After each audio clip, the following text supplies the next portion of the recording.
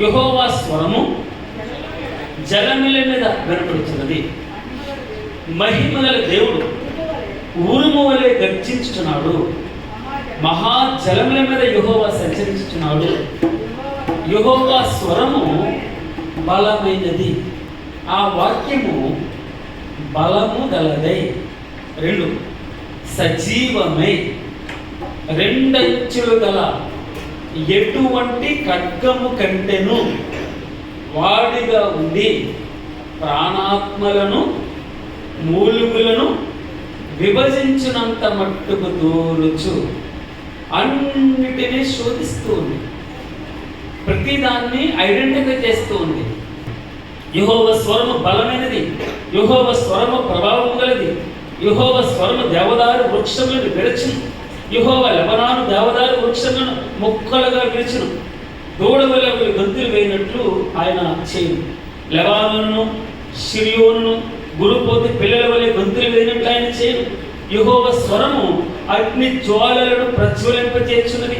యెహోవా స్వరము అరణ్యమును కదిలించును. యెహోవా కాదేశ అరణ్యమును కదిలించును. యెహోవా స్వరము లేళ్లను ఈన చేయును. అది ఆకులు రాల్చును. యెహోవా స్వరము బలము గలది. యెహోవా స్వరము ప్రభావము గలది. పేతురు, యోహాను, యాకోబు మరియు వారి తల్లిదండ్రులు 5 మాత్రమే లోపలికి తీసుకెళ్ళి తల్లి తాకుమి. ఎవరు చెప్పడమా? తల్లి తాకుమి అంటే చిన్నదాన లెమ్మని చెప్పు.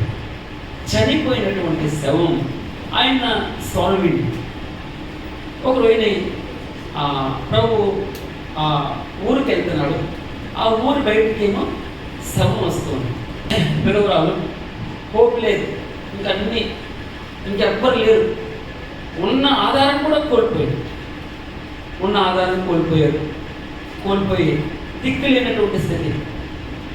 ఊరంతా ఉన్నారు వారి వెంట, ఊరంతా వస్తుంది. ఆయన ఆదరణ లేదు, ఆయన ఓదార్పు లేదు, కన్నీరు తుడిచేవారు లేదు. ప్రభు ఆమెని చూసి అమ్మ ఏడవద్దను అని చెప్పి పాడి ముట్టుకున్నాడు. ఆయన స్వరం 4 రోజులు అయింది. 4 రోజులు అయిపోయింది. ప్రభు కుళ్ళిపోయింది, వాసన వస్తాడు అంటాడు. ప్రభు అంటున్నాడు, నమ్మితే దేవుని మహిమను చూస్తాడు. నమ్మితే దేవుని మహిమను చూస్తాడు. 4 రోజుల కుళ్ళిపోయిన శవం ఆయన స్వరం విని జీవం వచ్చింది.